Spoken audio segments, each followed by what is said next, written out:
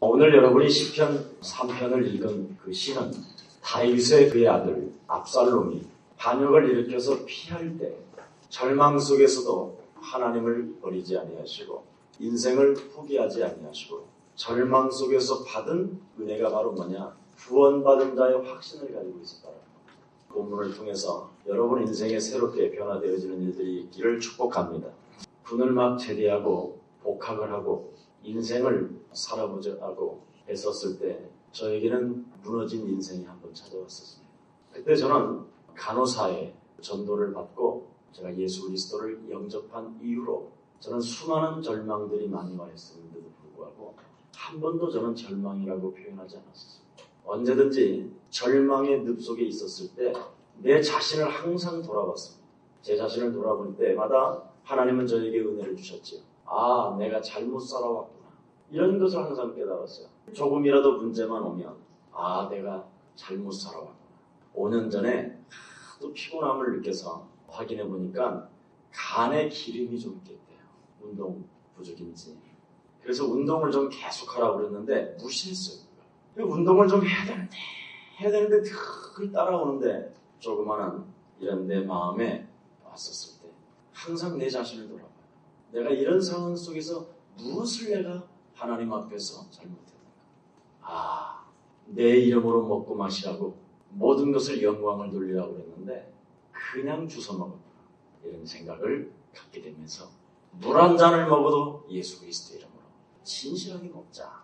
이런 생각을 갖게 됐습니다. 그랬더니 굉장히 평안하고 또 내가 이제는 운동도 좀 해야 되겠구나. 그래서 4,000m를 달리고 어젯밤에 집에 들어왔는데 날아갈 것 같아요.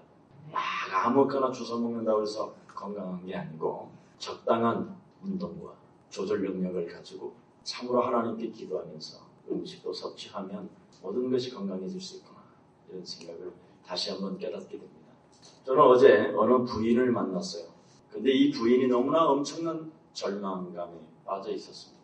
얼마나 남편을 원망하고 남편을 용서하지 못하고 있는지 그 남편을 원망하는 이 절규가 온몸에 파고들어가 있었어요. 근데 이분이 내가 예수님에 대한 이야기를 하니까 목사님 말하지 마세요. 나 중학교 때 고등학교 때 교회를 다녔다.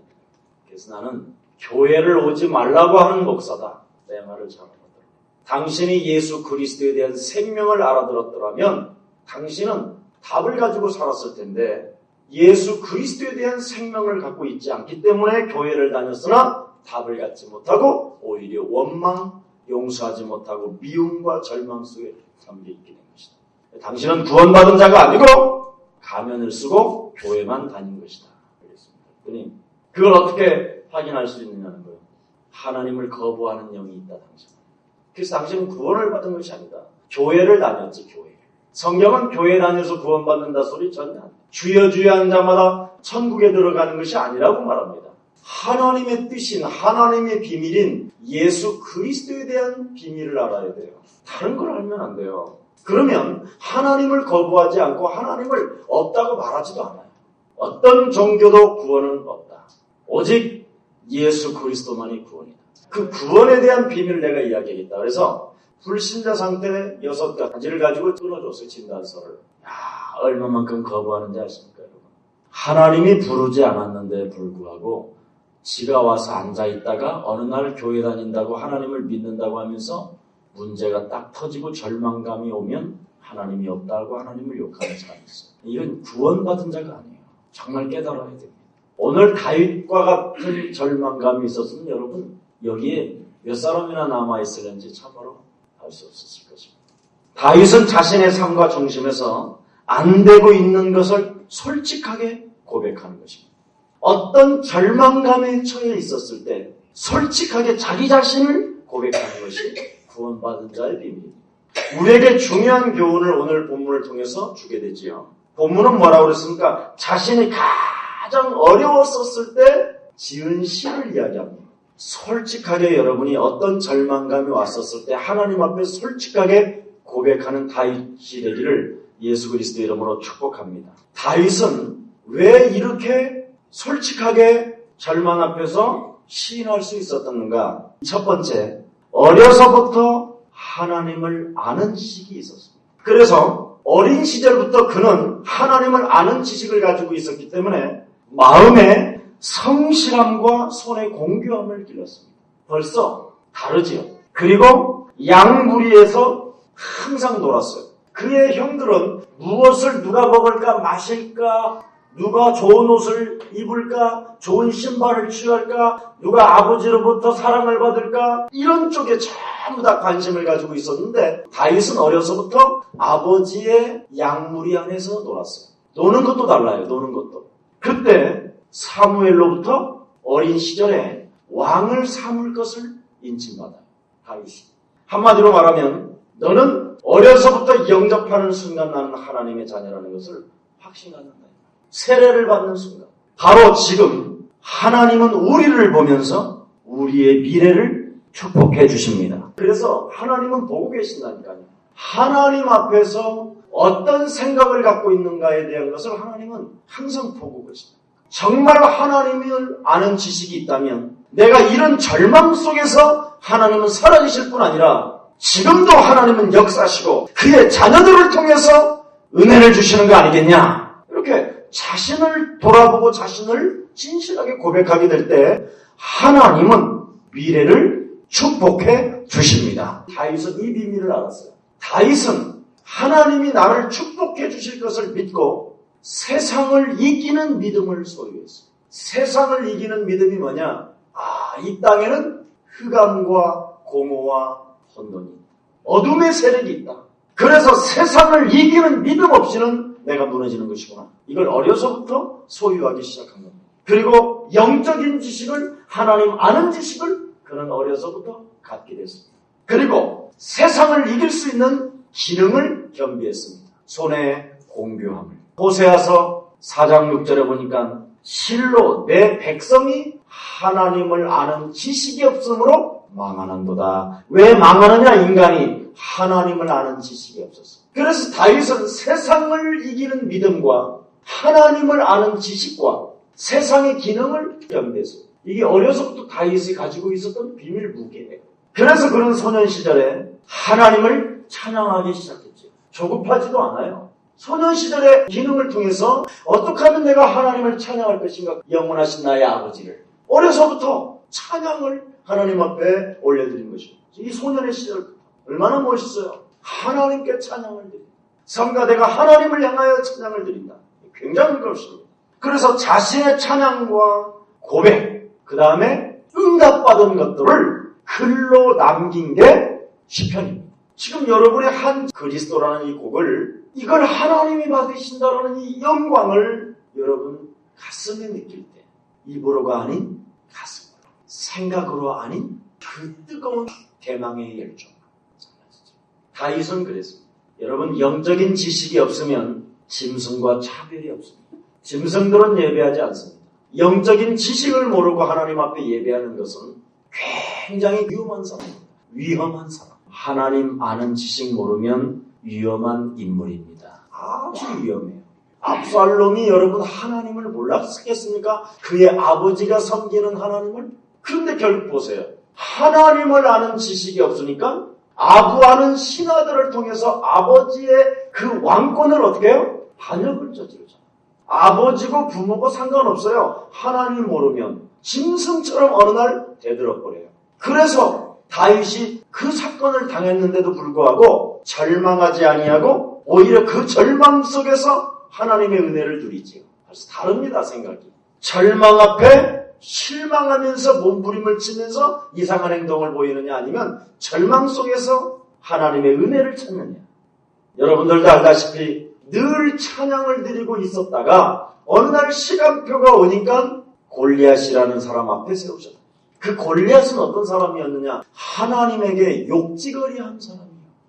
어찌 하나님께 욕을 하느냐? 저런 나쁜 놈이 있냐 저거? 저놈을 내가 손을 봐줘야 되겠다. 어떻게? 하나님 만군의 여호와의 이름으로, 사신 여호와의 이름으로. 다윗이 그런 사람입니다. 하나님을 믿는 사람들이 바보처럼 사는 현장을 목격했어요. 다윗이. 하나님을 믿는 사람들이 오늘 바보처럼 산다니까. 여러분의 자녀가 혹시 하나님을 거부해요? 간다! 편하게 말을 해요. 과감하게. 살아계신 만군의 여호와 이름으로 명하노니 그 생명 속에서 이 더러운 어둠의 영아 떠나가라. 그걸 못해요. 실제로 우리는 하나님을 아는 다윗 한 사람이 이스라엘 전체를 살려버리는 겁니다. 유일신 예수 그리스도, 천하에 구원 얻을 만한 다른 이름을 우리에게 주신 적이 없는 그 하나님의 사랑을 여러분 가슴에 새기시고 정말 예수 그리스도 외에는 구원이 없다 믿어야 돼요.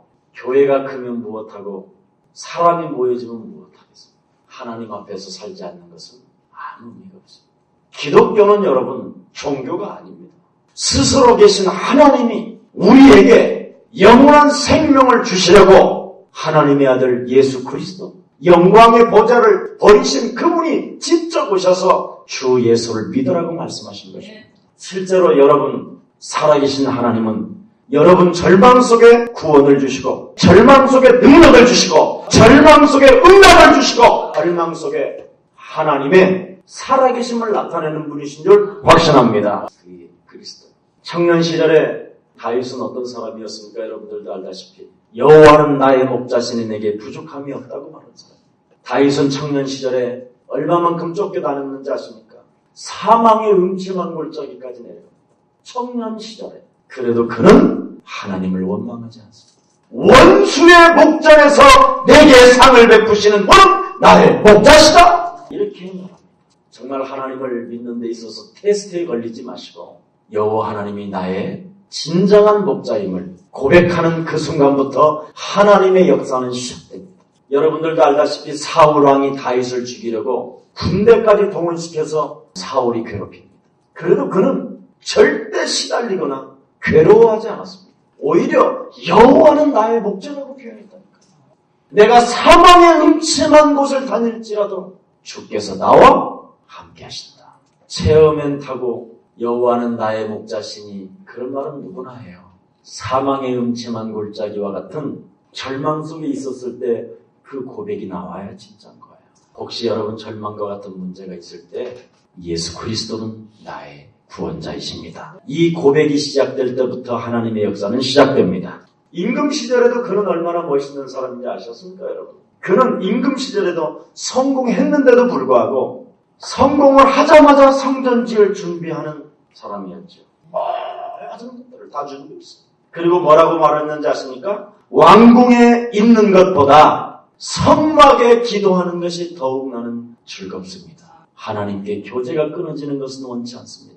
하나님과 내 마음의 가슴에 있는 일들을 서로 교제하는 이 일 외에는 즐거움이 없습니다. 항상 임마누엘의 축복을 누렸다.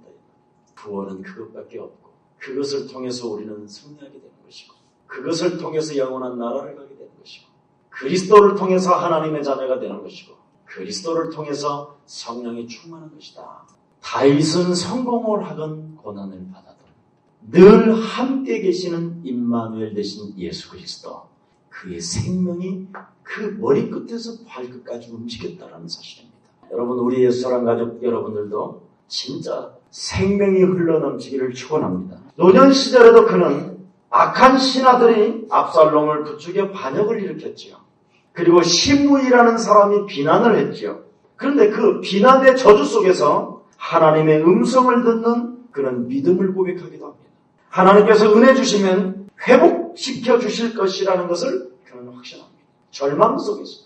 그래서 다윗은 언제든지 절망 속에서 세상을 이기는 믿음을 키워나갔습니다.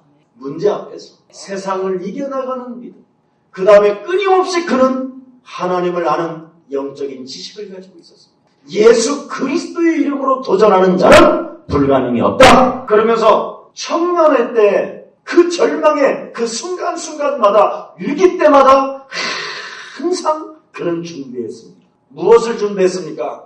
하나님의 나를 선택한 것은 국가를 위한 것이다. 저 국민들을 하나님의 지식을 가지고 어떻게 하면 도와줄 수 있을까? 오히려 되어질 것을 놓고 절망 속에서 그 응답을 해달라고 그러는 것이 아니라 그 엄청난 사망의 음침한 골짜기와 같은 그 절망의 늪 속에서 오히려 미래를 두고 되어질 것을 놓고 어찌하면 하나님이 내게 맡겨주신 저들의 국가를, 저들의 생명들을 하나님을 알게 할까? 얼마나 멋있는지요. 자기 밥 먹는 문제에 걸려서 헤매는 존재가 아니라 미래를 두고 어떻게 하면 전 세계를 복음화시킬 것인가? 문제 속에 제가 뭔가 부담이 딱 오길래 이어폰을 딱 끼고 4,000m를 돌면서 내 몸뚱아리 하나 때문에 하나님께 간구하지 않습니다. 저는 오늘이라도 빨리 죽는 것이 내 인생의 소원입니다. 아버지 나라가 있으니. 그러나 세계복음화 때문에 나는 건강해야 됩니다. 세계복음화를 향한 조직 시스템을 위하여 쫙 20가지를 가지고 기도 속에 들어가니까요. 밤새 성령이 충만하고 성령이 기름 붓던 내게 임하는 모습을 내가 느낄 수 있을 만큼 이런 것입니다. 또 한 번을 맛보는 거예요. 몸이 아프다고 쟁쟁거리지 말고 미래를 두고요. 세계복음화의 바퀴를 뒀어요. 너무 감사한 거 있죠. 은혜 중에 은혜다 이게. 여러분 마음속에 문제나 어려운 환경과 절망이 와 있다 할지라도 그것을 미래로 바꿔버려요. 그게 하나님이 역사하시는 아주 좋은 비밀이에요. 다윗은 이런 절망 속에서도 도대체 어떤 확신을 가지고 있었느냐? 구원의 확신을 가지고 있었습니다. 하나님이 구원받은 나와 함께 하신다. 3절 한번 읽어보십시다. 함께 합니다. 시작. 여호와는 주여 나의 방패시요 나의 영광이시요 나의 머리를 드시는 자이다. 나를 일으키는 자신. 삶과 죽음의 주인 되신 하나님. 성공과 실패를 주관하시는 하나님. 하나님의 자녀된 속에서의 비전을 갖기를 원하시는 하나님. 다윗의 역사를 보십시오. 자신의 응답을 글로 남기는 이 아름다움을 보십시오. 오늘부터 개인의 역사를 빨리 돌아보세요. 남은 삶을 계산해 봐야 돼요. 지금 50이 되고 60이 됐다. 그러면 앞으로 20년을 바라봐요. 과거를 보지 말고 남은 삶을 빨리 계산해야 돼요. 내가 20년 남았구나. 그럼 내가 20년 동안에 하나님의 나라와 그 의를 위하여 어떻게 살아갈 것인가? 이런 걸 준비해야 된다니까. 미래를 준비하라니까. 미래를 두고 지금 있는 문제 속에 급급하지 말고 하나님 앞에서 절망 속에서 미래를 전 세계복음화하는 1천만 선교사들을 내가 어떻게 도울 것인가? 구체적으로 남은 생애를 계산해서 세계복음화의 일원으로 가이오와 같은 아굴로와 브루스길라와 같은 야손과 같은 보호자와 같은 동역자와 같은 가슴을 가지고 내가 어떻게 남은 생애를 준비할 것인가? 다윗은 바로 노년 때 그것을 미리 준비했어요. 오히려 압살롬 자기 아들이 반역 속에서도 오히려 어떻게 했습니까? 하나님이 하실 것이다. 다윗이 내린 결론 7절입니다. 함께 합니다. 시작. 여호와여 일어나소서 나의 하나님이여 나를 구원하소서. 주께서 나의 모든 원수의 뺨을 치시며 악인의 일을 꺾으셨나이다. 나는 구원받은 하나님의 자녀. 실제적인 믿음을 가졌다 이 말이에요. 실제적인 믿음. 정말 우리도 빨리 믿음을 회복하는 시간 되기를 축원합니다. 환경과 어려움을 넘어서는 이 영적인 힘. 하나님이 모든 문제를 해결하신다. 이 믿음이 여러분 삶에 성취되어지기를 예수 그리스도의 이름으로 축복합니다. 하나님 감사합니다. 다윗이 절망 속에서도 구원받은 하나님의 자녀로서 하나님의 은혜를 사모한 그 비밀이 우리에게도 흘러넘쳐나게 하옵소서. 이 땅의 흑암 권세 잡은 자가 끊임없이 구원받은 하나님의 자녀로 살지 못하게 방해하는 어둠의 영들이 우리 앞에 놓여 있다 할지라도 하나님을 아는 그 영적인 힘을 가지고 어려운 환경을 뛰어넘을 수 있는 그 성령의 힘을 우리들에게 허락해 주시옵소서. 예수 그리스도의 이름으로 기도합니다.